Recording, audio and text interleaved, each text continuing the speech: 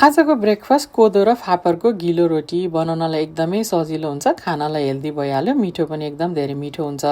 हामीहरूले बिहानै उठेर बच्चाहरूलाई क्रोसन्ट अनि ब्रेड अनि बिस्किट र दुध दिनुभन्दा बच्चाहरूलाई दिनलाई पनि हेल्दी हुन्छ, ठुलोले खानालाई पनि हेल्दी हुन्छ। मैले कसरी बनाएँ देखाउन गइरहेको छु। मैले यहाँ कोदो र फापरको पिठो लिएँ, त्यसपछि त्यसमा मैले दुध हालेर पिठो मुछ्छु। दुध हाल्दाखेरि चाहिँ रोटी नरम हुने रहेछ अनि बच्चाहरूले मजाले खान्छ। त्यसपछि यसलाई एकछिन चलाएर टाइम छ भने 2-3 मिनट भिज्नको लागि छोडिदिने, छैन भने तुरुन्तै बनाउँदाखेरि पनि केही पनि हुँदैन है। धेरैजनाले रोटी भाँचिन्छ, कोदोको रोटी भन्नुहुन्थ्यो, मैले चाहिँ यसरी बनाउँछु, कहिले पनि भाँचिँदैन। मैले थोरै घिउ राखेँ, त्यसपछि प्यानमा पिठो राखेँ, 2-3 मिनट एक साइड पकाउने अनि अर्कोतिर फर्काउने अनि यो रेडी भइसक्छ।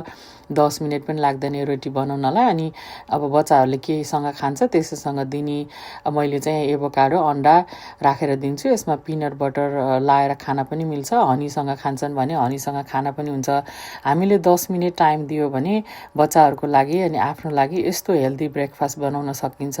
बिहानै उठेर जङ्क फुडहरू सुरुमा पेटमा जङ्क फुडहरू पार्नुभन्दा चाहिँ 10-15 मिनट छुट्याएर यस्तो हेल्दी अप्सनको ब्रेकफास्टहरू खाने बानी बसालौँ।